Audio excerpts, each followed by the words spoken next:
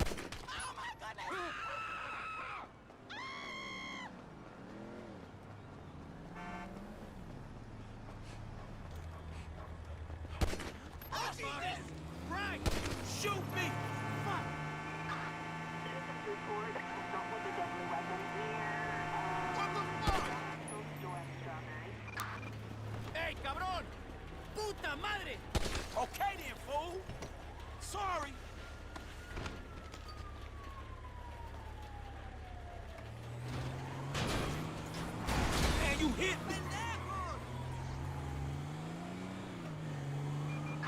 Citizens reporting a Grand Theft Auto. Hey, screw this. Yeah, that's dumb luck right there.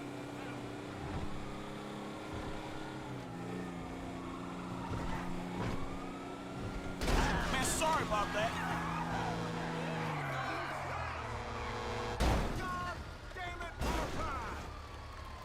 Man, you a genetic experiment gone wrong, dog.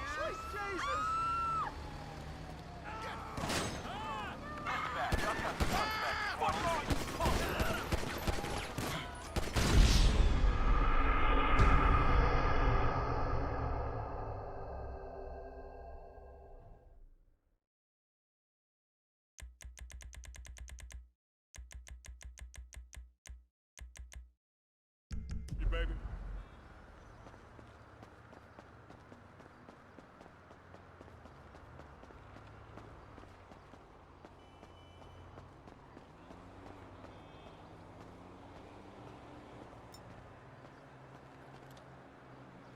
Punk.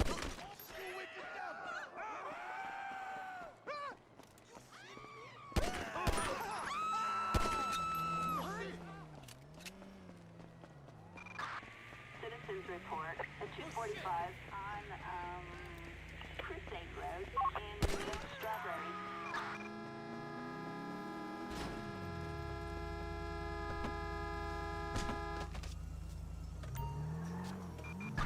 Suspect last seen on Anderson Boulevard in Davis.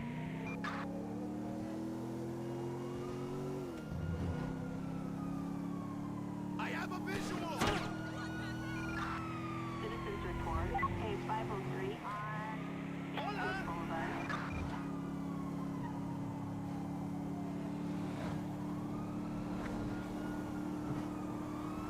Man, only inches.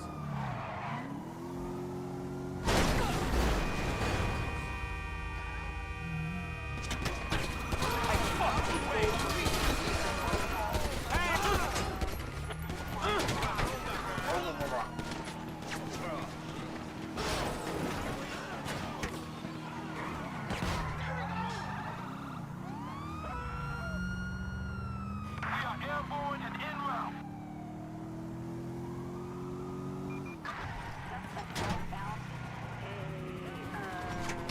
black coupe.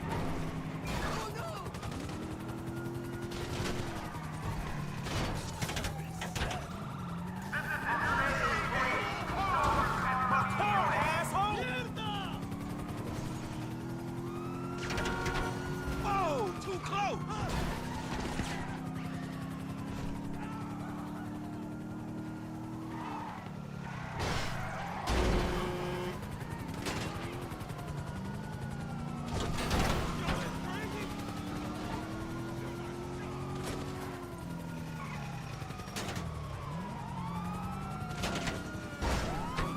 Everyone, lock and load. Let's go. Christ the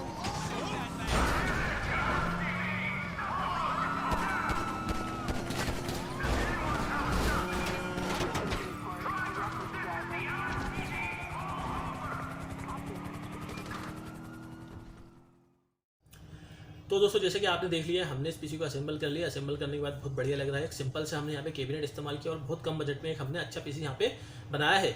customer का budget बहुत कम था तो customer की ज़्यादा requirement भी नहीं थी, तो इस कस्टमर ने बोला था कि 20,000 में आप जो चाहे वो बना दीजिए पीसी। तो यहाँ पे मैं SSD इस्तेमाल करना चाहता था, लेकिन कस्टमर ने कहा कि SSD इस्तेमाल मत कीजिए, आप हार्ड डिस्क इस्तेमाल कर दीजिए, SSD में बाद में ऐड ऑन कर लूँगा।